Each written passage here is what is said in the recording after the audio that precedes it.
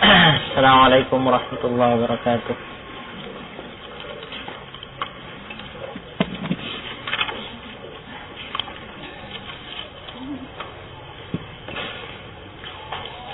Sebelum kita mulai, sini ada pengumuman dari pihak Ummahat sendiri bahwa katanya telah ditemukan sebuah perhiasan di Madrasah Nisa ba'da ta'lim ummahat, tepatnya pada hari Ahad tanggal 12 bulan 2 tahun 2006. Barang siapa yang merasa kehilangan, segera hubungi Ummu Kautsar Mufidah. Baik, sebagai tambih, bahwa nanti yang datang mengaku bahwa itu perhiasan dia, sebagaimana dibimbingkan dalam syariat, jangan langsung diperlihatkan perhiasan itu dan jangan langsung diberikan kepada dia, akan tetapi diuji. Ditanya perhiasannya itu apa. Perhiasan dia itu apakah berupa kalung atau anting atau apa, diuji, dites. Kalau sudah dia jawab, diuji lagi yang lain. Berapa gram, apa ciri-cirinya dan seterusnya, insya Allah difahami. Supaya jangan sampai ada kekeliruan. Ternyata yang datang bukan yang punya. Ataukah misalnya maksudnya bahwa ternyata bukan kalungnya itu yang dia memang pernah kehilangan kalung misalnya, tapi bukan kalung itu yang hilang.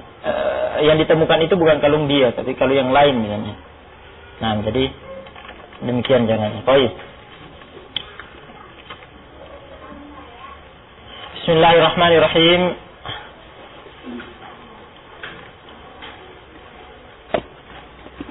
Innal hamdalillah nahmaduhu wa nasta'inuhu wa nastaghfiruh wa na'udzu billahi min shururi anfusina wa min sayyiati a'malina. May yahdihillahu fala mudilla lahu wa may yudlilhu fala hadiya lahu. Ashhadu an la ilaha illallah wahdahu la syarika lahu wa ashhadu anna Muhammadan 'abduhu wa rasuluh.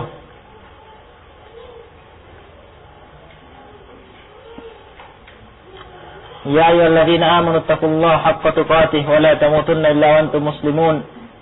Ya ayyuhan nasu taqu rabbakumul ladzi khalaqakum min nafsin wahidah wa khalaqa minha zawjaha wa batha minhuma rijalan katsiran wa nisaa.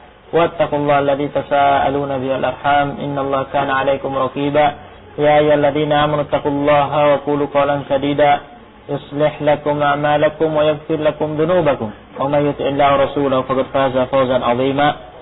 Amma ba'd.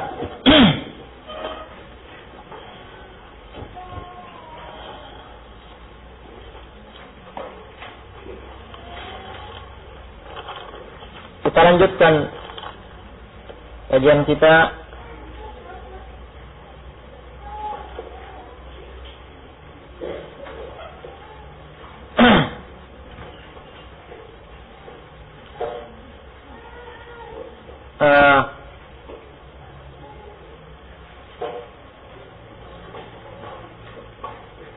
baik.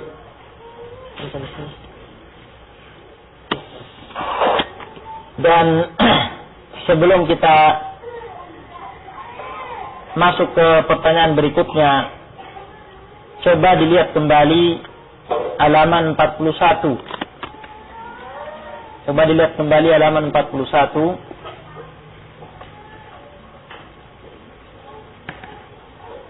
Yaitu pernyataan Syekh rahimahullah, wa 'ala al-mar'ati al-muslimati alla takhruja min baitiha illa li hajatin la budda minha. Bahwa wajib bagi seorang wanita muslimah untuk tidak keluar dari rumahnya kecuali untuk memenuhi satu hajatnya yang mesti harus dia penuhi dan tidak ada yang bisa mewakilinya. Kita ingin menambahkan di sini dalil dari sunnah yang menunjukkan bahwa boleh bagi wanita untuk keluar dari rumahnya kalau memang ada hajat. Meskipun pada asalnya, sebagaimana kita lewati ayat dalam surat Al-Ahzab ayat 33, bahwa tempat wanita itu ada di rumah dan bukan di luar rumah. Wa qarna fi buyutikunna wa la tabarrajna tabarrujal jahiliyatil ula. Hendaklah kalian mendiami, melazimi rumah-rumah kalian. Naam. Dan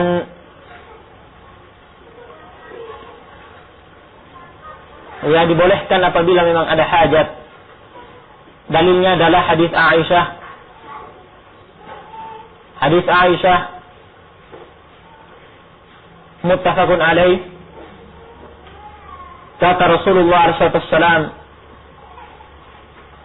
innahu qad udhina lakunna, innahu qad udhina lakunna an takhrujna lihajatikunna. Innahu qad udhina lakunna an takhrujna lihajatikunna. Dan juga dalam hadis al-ifk,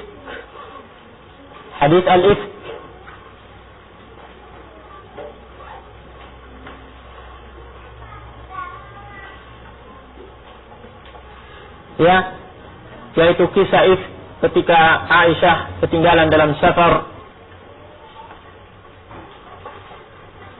dan ketinggalan rombongan Rasulullah SAW, dan ada di antara kaum yang orangnya itu kalau tidur lelap, ya, tidak akan bangun kecuali jika Allah membangunkannya. Meskipun orang ramai di sampingnya, ada keramaian, maka tetap asyik tidur. Dan ada satu dari kalangan sahabat yang seperti itu dalam rombongan safar itu, dan ini dia ketinggalan karena dia terlelap tidur dan rombongan Rasulullah SAW sudah berangkat. Baru kemudian ketika dia terbangun dan hendak menyusul rombongan Rasulullah SAW, ternyata dia mendapati sosok Aisyah ketinggalan, dan dia mengenal sosok Aisyah, mengenal Aisyah sebelum turunnya ayat hijab, perintah untuk berhijab. Karena dia mengenalinya, maka dia pun tanpa berbicara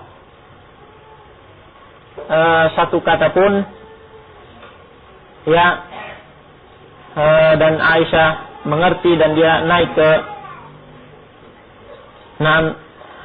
kendaraannya dan dibimbing kendaraannya oleh pemuda Ansor tersebut.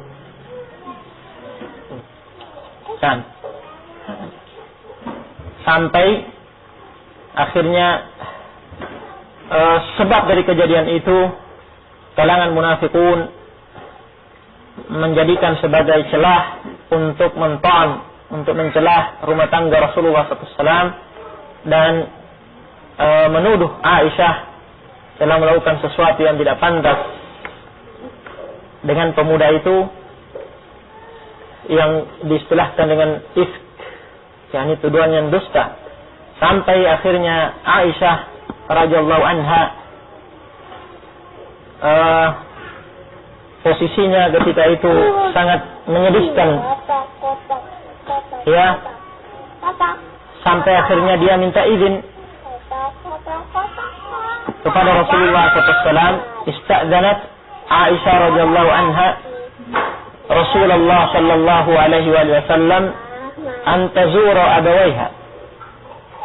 Istadzanat Aisyah radhiyallahu anha Rasulullah sallallahu alaihi wasallam an tazura abawaiha fa'adhina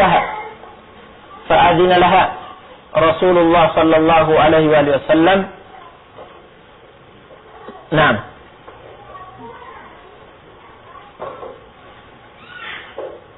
Baik.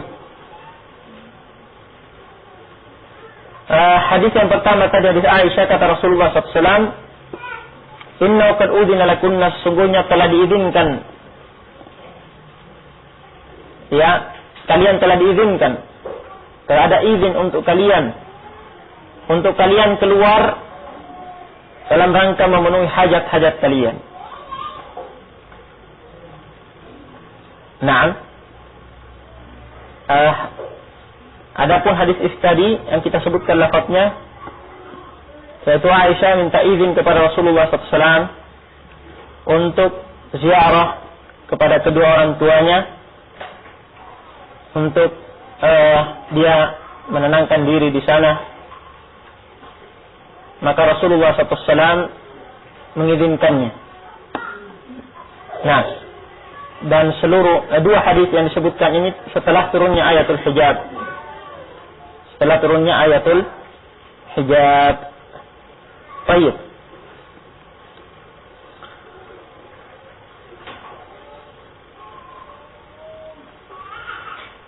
Kemudian perkataan Syekh walakin ghair mutatayyibah. Walakin ghair mutatayyibah. Akan tetapi keluar dalam keadaan tidak boleh memakai wewangian. Nah, memakai minyak wangi. Nah, dan semakna dengan itu sebenarnya telah kita terangkan dalil atas perkara ini hadis Abu Hurairah marfu'an, kata Rasulullah SAW. Jadi makna daripada marfu'an, istilah marfu'an adalah kata Rasulullah SAW, la tamna'u ima Allah masajid Allah, la tamna'u ima Allahi masajid Allah.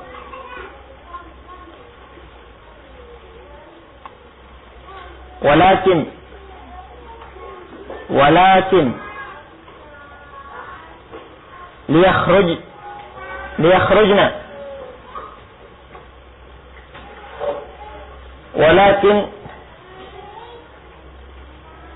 liyakhrujna wa hunna tafilatun walakin liyakhrujna wa hunna tafilatun. Diriwayatkan oleh Imam Ahmad, Abu Daud dan yang lainnya, dihasankan oleh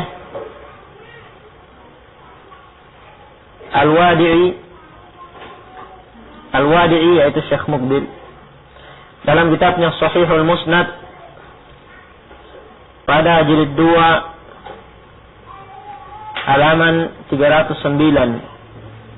Jilid 2 halaman 309 dan disahihkan oleh Al-Albani dengan syawahidnya dalam Al-Irwa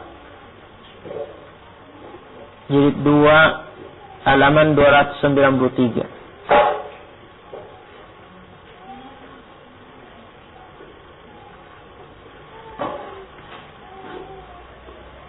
Kedua halaman 293. Mana al-hadis? Kata Rasulullah SAW, janganlah kalian menghalangi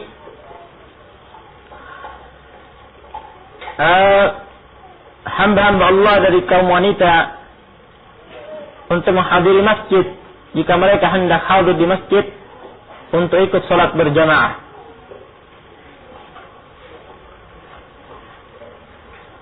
Walakin akan tetapi liyakhrujna, hendaklah mereka jika keluar wahunna tafilat, dalam keadaan mereka tidak memakai wewangian. Nah, dalam hadis ini juga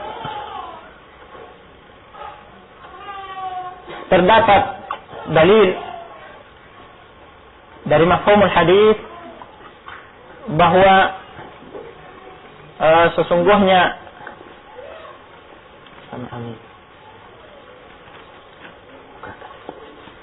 bahwa pada asalnya tempat wanita itu adalah di rumah dan tidak boleh keluar kecuali ada hajat, dan tidak boleh keluar kecuali dengan izin dari suaminya.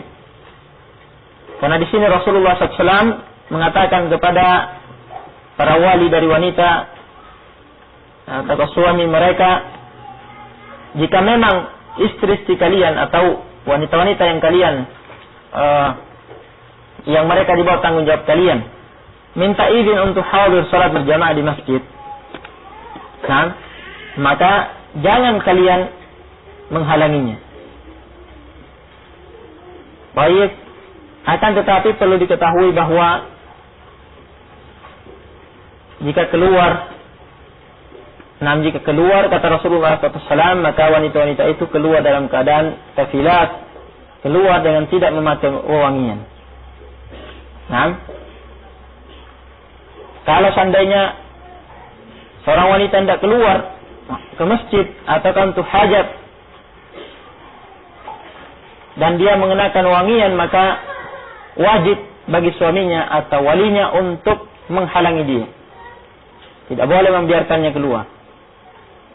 Nah, jadi larangan untuk dari Rasulullah SAW untuk melarang wanita keluar jika minta izin untuk hadir di masjid melaksanakan sholat, apabila wanita itu keluar dengan memenuhi persyaratan syariat, keluar dalam keadaan seperti yang sudah kita dengar dari penjelasan Syekh, tidak memakai wangian, kemudian tidak tabarruj dan seterusnya. Nah, adapun jika keluar dan ada pelanggaran syariat padanya yang bisa menimbulkan fitnah, maka wajib untuk dilarang. Baik, dan bahkan di sana ada hadis dalam as-sahih Rasulullah SAW menyatakan bahwa ayyuma imra'atin mutatayyibah marrat biqaumin min rijal fahiya zaniyah. Nah, siapapun wanita jika keluar dalam keadaan harum, menebar bau harum, dan dia melewati satu kaum dari kalangan lelaki, ya, maka dia adalah wanita yang berzina. Nah, tentunya hakikatnya tidak berzina, akan tetapi Rasulullah SAW di sini menyatakan maka dia zaniyah, menunjukkan bahwa dosanya besar. Nah, karena ini adalah sebab daripada fitnah yang akan mengantar kepada perzinaan. Baik. Kita lanjutkan pertanyaan berikutnya, yaitu al-wajhu mahallul fitnah. Wajah adalah tempat fitnah. Su'ila Syekh Al-Allamah Al-Faqih Al-Utsaimin rahimahullah, laqad ikhtalafa fuqaha'ul Islam fi katsir min ahkamil fiqh al-islami. Sungguh para fuqaha Islam, para fuqaha ulama ahli fikih,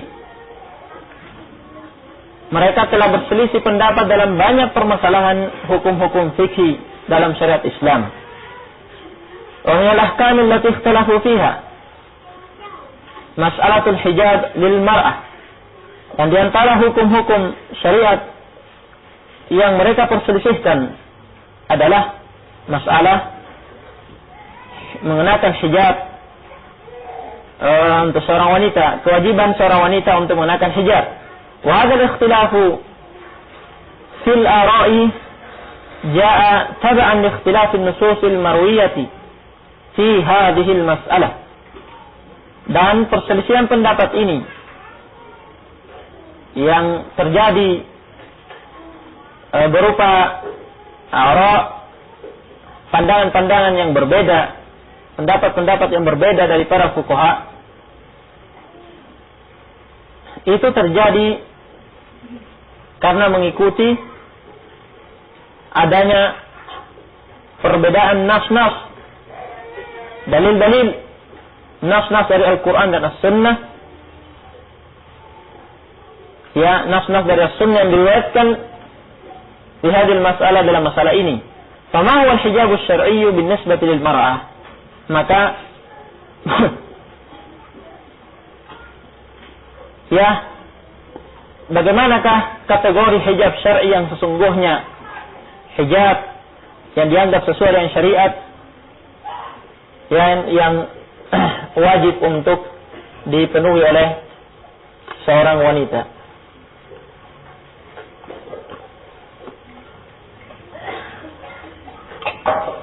Ajaba fadilatuhu rahimahullah, al-hijab asy-syar'i huwa hajbul mar'ah ma yahrumu 'alayha izharuhu.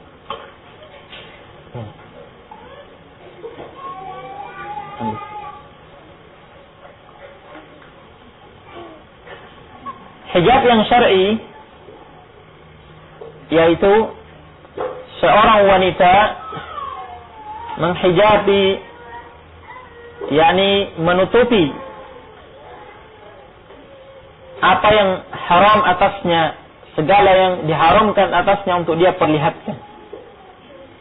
Segala sesuatu yang haram yang ada pada dirinya untuk diperlihatkan kepada lelaki yang tidak berhak untuk melihatnya, maka wajib untuk dia tutup. Ai satruha ma yajibu 'alaiha satruh. Nah, semakna yang kita sebutkan tadi, ini menutupi apa yang harus wajib untuk dia tutupi. Wa aula dzalika wa awwaluhu satrul wajh. Dan yang paling layak pertama kali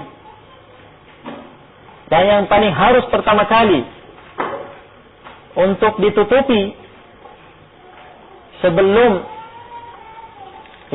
kakinya ataukah tangannya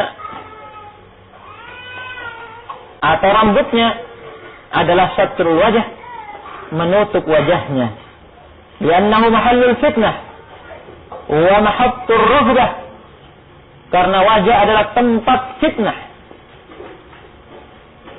dan itu adalah tempat sasaran rahbah, sasaran yang paling diincar oleh seorang lelaki. Nah, seorang lelaki jika melihat wanita, bukan kukunya yang dicari, yang coba untuk diteliti, akan tetapi langsung sasarannya adalah melihat wajahnya. Nah, sasarannya adalah langsung melihat wajahnya, memperhatikan matanya, hidungnya, bibirnya. Nah, bukan kukunya yang diperhatikan, bukan jempol kakinya, bukan jari kelingkingnya, tapi wajahnya yang pertama kali. Karena itu yang menarik. Ini maksud daripada Syekh. Fal wajibu 'alal mar'ah an tastur wajhaha amman laysu bimaharimiha. Maka wajib atas seorang wanita untuk menutup wajahnya dari lelaki yang mereka bukan mahramnya. Nah, adapun jika dia bersama dengan mahramnya dan tidak ada ajanib, tidak ada lelaki lain selain mahramnya di tempat itu, maka tidak mengapa dia memperlihatkan wajahnya kepada pamannya, kepada saudara laki-lakinya, kepada kakeknya, kepada ayahnya, tidak mengapa. Nah, kepada keponakannya, yakni putra dari saudaranya, maka tidak mengapa, karena itu mahramnya. Adapun selain dari mereka, maka tidak boleh. Adapun jika itu suaminya, maka bukan hanya wajahnya, lebih daripada itu tidak mengapa, karena itu adalah suaminya. Wa amma man za'ama anna al-hijab asy-syar'iyya huwa satrul ra'si wal 'unuqi wan nahr wal qadam was saq wal dhira' wa abaha lil mar'ati an tukhrija wajhaha wa kaffaiha fa inna hadha min a'jabi ma yakunu min al-aqwal. Kan? Adapun seseorang yang menyangka bahwa ukuran hijab syar'i adalah menutup kepala. Ya, seorang wanita jika menutup kepalanya, menutup lehernya, menutup bagian atas dari dadanya. Nahar adalah bagian atas dari dada. Di mana jika wanita mengenakan kalung, kalung yang agak-agak pendek, maka di bagian atas dada itu ya akan terletak kalung tersebut. Wal qadam, dan kaki, saq yakni lutut, saq yakni betis. Saq betis, ad-dhira lengan. Jika wanita telah menutup semua yang disebutkan, maka dianggap cukup. Man za'ama, karena siapa yang menyangka bahwa hijab syar'i adalah yang disebutkan tadi, wa bahalul mar'ah, dan dia membolehkan bagi seorang wanita untuk memperlihatkan wajahnya, wa kaffaiha, dan kedua tangannya, yakni telapak tangan dan punggung tangannya. Anna hadza min ajabi ma yakunu al-aqwal, maka sungguh ini adalah pendapat yang paling mengherankan. Dari pendapat yang ada dalam pembahasan fiqh, termasuk pendapat yang paling mengherankan. Kenapa? Li'annahu minal ma'lum anna ar-raghbata wa mahall al-fitnati huwa al-wajh. Karena sesuatu yang diketahui bersama dan tidak ada yang mengingkarinya insyaallah. Bahwa raghbah, keinginan lelaki yang diincar oleh lelaki, yang disenanginya dan merupakan tempat fitnah adalah wajah. Oleh karena itu jika ada pembicaraan di kalangan lelaki yang mencari istri misalnya, maka pembicaraan mereka adalah bagaimana, apakah wajahnya cantik? Ya, bagaimana dia? Bukan yang dibicarakan bukan bagaimana kepalanya, ya, kepalanya agak lancip atau kepalanya bagaimana, bukan itu yang dibicarakan. Bagaimana kakinya, bagaimana lengannya, bukan. Yang dibicarakan adalah wajahnya. Baik. Jadi sungguh sangat mengherankan kalau kepala diperintahkan untuk ditutup, kaki ya diperintahkan untuk ditutup, kemudian wajah dipersilahkan untuk dipamerkan. Allahul musta'an. Wa kaifa yumkinu an yuqal anna asy-syari'ata tamna'u kashf al-qadam min al-mar'ah wa tubihu laha an tukhrij al-wajh? Bagaimana mungkin bisa diterima secara akal yang sehat bahwa syariat ini melarang wanita untuk memamerkan kakinya, ya, memamerkan kakinya, dan kemudian mempersilahkan untuk memamerkan wajahnya. هذا لا يمكن أن يكون واقعا في الشريعة العظيمة الحكيمة المطهرة من التناقض. Yang seperti ini tidak mungkin terjadi, tidak mungkin ada dalam syariat yang agung ini, yang penuh dengan hikmah, ya, yang diletakkan oleh Allah Subhanahu wa taala dengan penuh kebijaksanaan, menempatkan sesuatu pada tempat yang semestinya.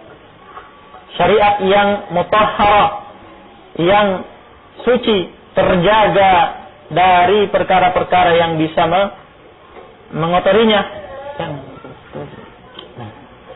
Na'am, al-mutahhar min at-tanaqud, yang disucikan oleh Allah, dijaga, dipelihara oleh Allah SWT dari tanaqud, dari perkara-perkara yang bertolak belakang satu dengan yang lainnya.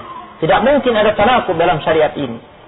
Wa min at-tanaqud, dan sesuatu yang termasuk dalam kategori tanaqud, yakni bertentangan, bertolak belakang, tatkala dikatakan bahwa wanita boleh memamerkan wajahnya, akan tetapi tidak boleh memamerkan kakinya, jempol kakinya.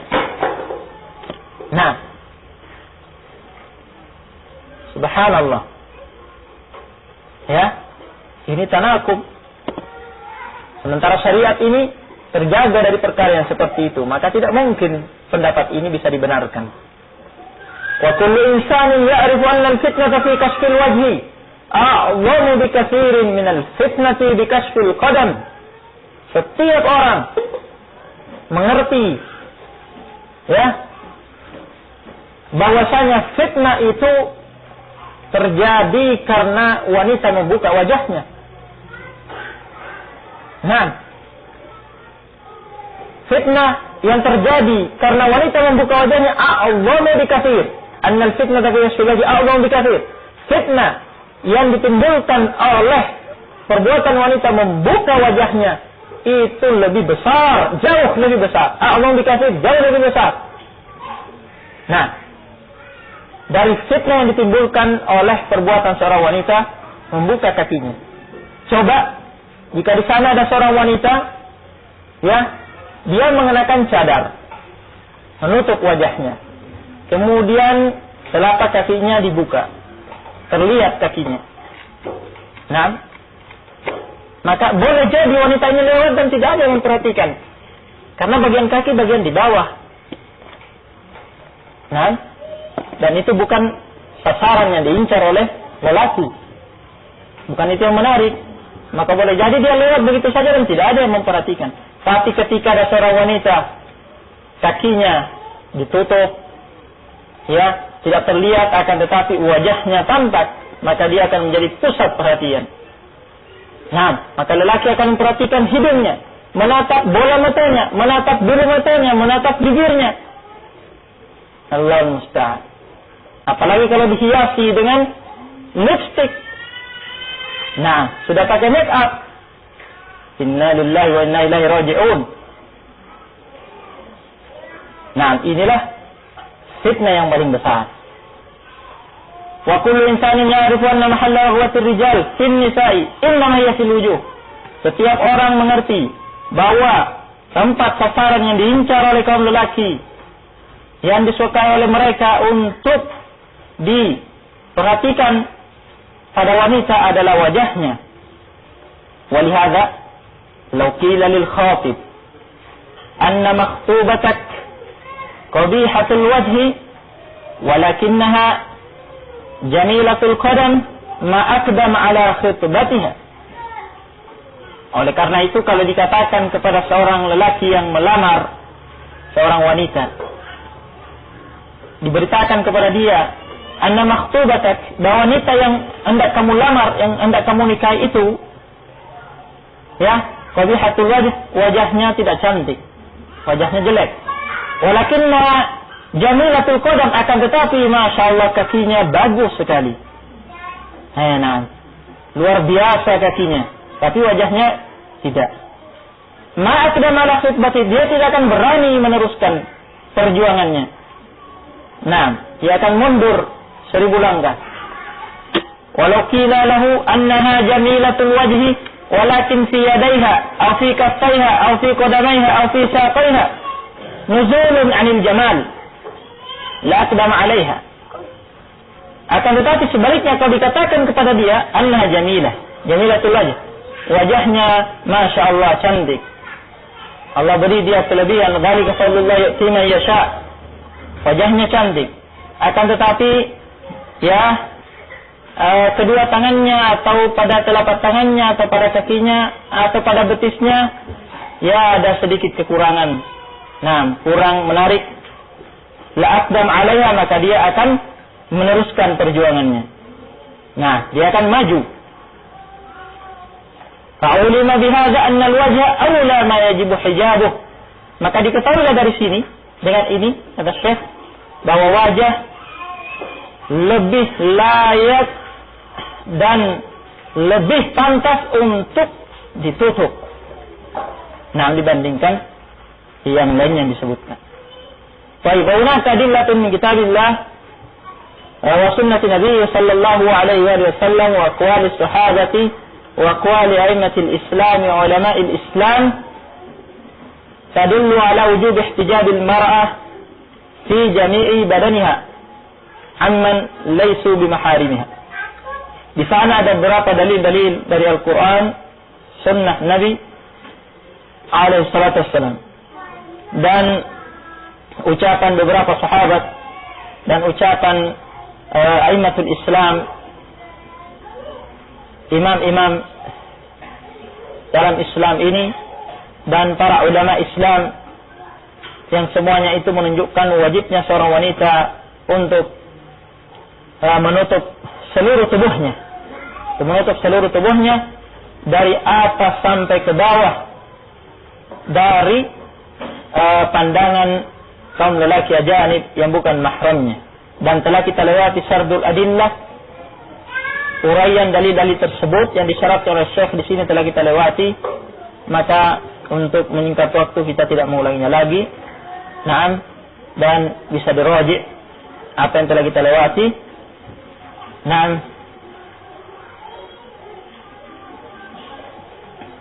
Yang jelas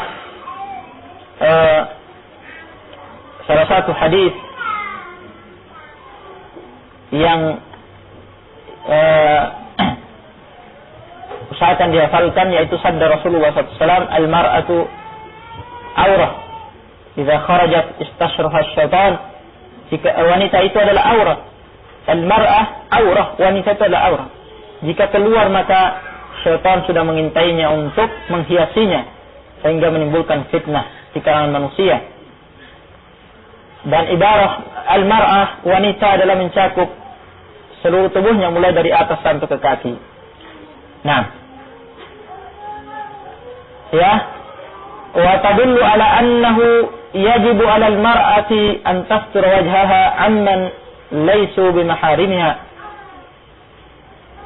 Dan yang menunjukkan bahwa wajib bagi seorang wanita untuk menutup wajahnya dari laki-laki yang bukan mahramnya. Walaysa hadza mawdi'a dzikri dzalik, dan ini bukan tempat untuk menyebutkan itu. HP-nya di mana? HP-nya mana? Ana mulai jamnya sebenarnya. Lakin lana fihi risalatun mukhtasaratun qalilatul lafzi katsiratul faidah. Akan tetapi kami memiliki risalah yang singkat yang kami karang dalam hal ini. Ya.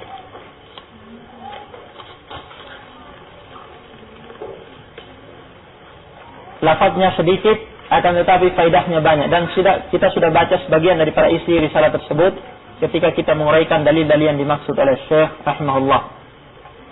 Dan telah kita uraikan juga di sana bantahan terhadap dalil-dalil yang digunakan oleh para ulama yang berpendapat bahwa wajah boleh dibuka, wajah dan kedua telapak tangan boleh dibuka. Yang kita tunjukkan bahwa hadis yang dalil utama yang dipegang yaitu sebuah hadis. Dan ternyata hadis tersebut tidak bisa dihasankan sama sekali karena ada 6 penyakit dalam sanadnya. Baik. Kemudian terkait dengan ini, di sini ada seorang akhwat atau umat yang menanyakan, berkaitan dengan permasalahan ini. Baik. Katanya adapun mengenai hadis Aisyah yang dijadikan sebagai salah satu dalil yang dibawakan oleh Syekh Al-Albani rahimahullah, maka beliau menerangkan secara panjang lebar jawaban terhadap orang-orang yang melemahkan hadis tersebut dalam kitab beliau Ar-Raddul Al-Mufhim. yang merupakan kitab khusus yang beliau susun sebagai bantahan terhadap orang-orang yang mengomentari dan mengkritik hujah-hujah yang beliau bawakan di dalam Al-Jilbabul Mar'ah. Dan kitab ini baru bisa dicetak setelah beliau wafat atas kerjasama ahli waris Asy-Syaikh dengan Al-Maktab Al-Islami. Pertanyaannya, apakah ada bukti-bukti yang kuat sebagai hujjah bagi mereka yang berpendapat bahwa kejadian wanita Khat'amiyah tersebut pada saat ihram yang berbeda dengan penelitian Al-Hafidz, sehingga dengannya mereka tetap berpendapat wajibnya cadar bukan afdaliyah. Baik.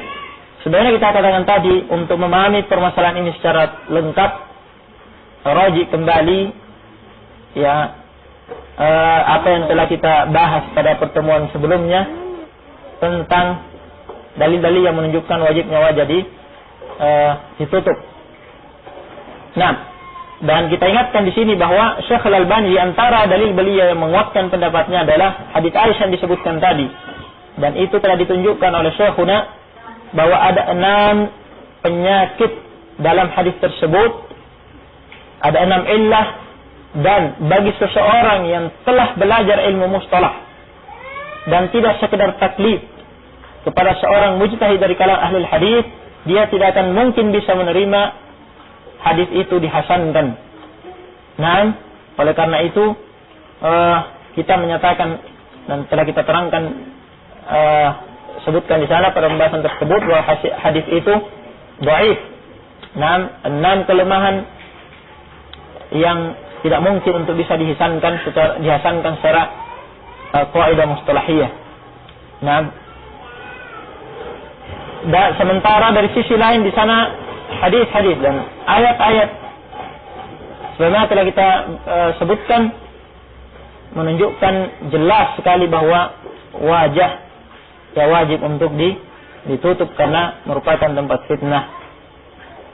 Nah, sementara berkaitan dengan kejadian wanita Khat'amiyah tersebut yang bertemu dengan Rasulullah SAW yang pada waktu itu bersama dengan Fadl Ibn Abbas, saudaranya Abdullah Ibn Abbas, dan Fadl dengan refleks menatap wanita tersebut, kemudian dipalingkan wajahnya oleh Rasulullah SAW. Ya, pertama kita balik bertanya, apakah ada dalam hadis tersebut penyebutan bahwa wanita itu membuka wajahnya? Tidak ada. Dalam hadis itu tidak disebutkan bahwa wanita itu terbuka wajahnya. Hanya yang disebutkan dalam hadis, isi hadis bahwa Fadl Ibn Abbas menatap wanita itu dan Rasulullah SAW memalingkan wajahnya. Nadhara faj'ah, ya, pandangan tiba-tiba secara refleks, yakni Fadl memperhatikan wanita itu, kemudian dipalingkan oleh Rasulullah SAW. Tapi tidak ada dalam hadis itu bahwa wanita itu terbuka wajahnya, tidak ada. Apakah ada di sana bukti-bukti yang menunjukkan bahwa wanita itu terbuka wajahnya? Tidak ada.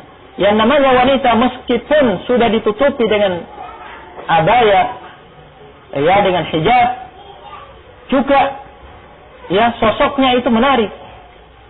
Nah, sosoknya menarik. Ya.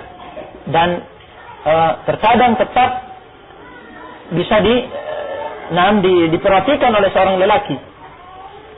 Nah, luar biasa wanita itu. Meskipun sudah ditutup sedemikian rupa, masih juga menarik. Oleh karena itu, tidak boleh keluar kecuali kalau memang ada hajat yang mesti harus dia tunaikan, ya, dan mesti dia penuhi, dan tidak ada mewakilinya. Karena itu sudah ada izin dari Rasulullah SAW, sebenarnya kita sebut hadisnya tadi. Nah, adapun pada asalnya tempatnya waqarna fi buyutikunna, kata Allah SWT. Tinggallah kalian, tetapilah kalian oleh kalian rumah-rumah kalian. Karena seperti yang kita gambarkan tadi, meskipun dalam sosok yang sudah tertutup, tetap masih bisa menarik. Yang kedua, kalau seandainya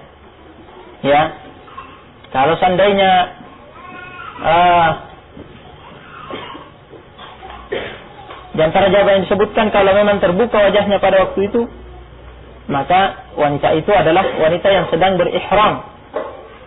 Sebagaimana telah kita lewati bahwa wanita yang sedang berihram tidak boleh mengenakan cadarnya, menutup wajahnya dengan cadar. Wa ala kulli hal, ya, dalil ini tidak sharih, tidak begitu jelas menunjukkan bolehnya wanita membuka wajahnya. Sementara di sana ada dalil-dalil yang lain yang jelas menunjukkan hal itu. Nah, maka dalam hal ini kita menyatakan apa yang dikatakan oleh Syekhul Islam, dan yang lainnya Syekh Nubaz, Syekh Nu'aimin, Syekh Muqbil, dan yang lainnya dari para ulama yang menyatakan dengan tegas bahwa wajah dan telapak tangan termasuk aurat wanita yang harus ditutup. Itulah yang rajih insyaallah taala. Nah, ya,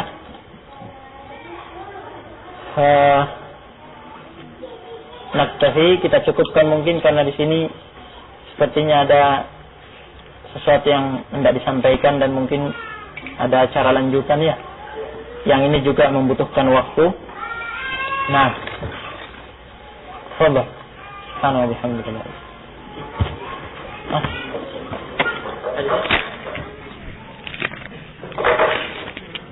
Perhatian, mohon jangan beranjak dari tempat.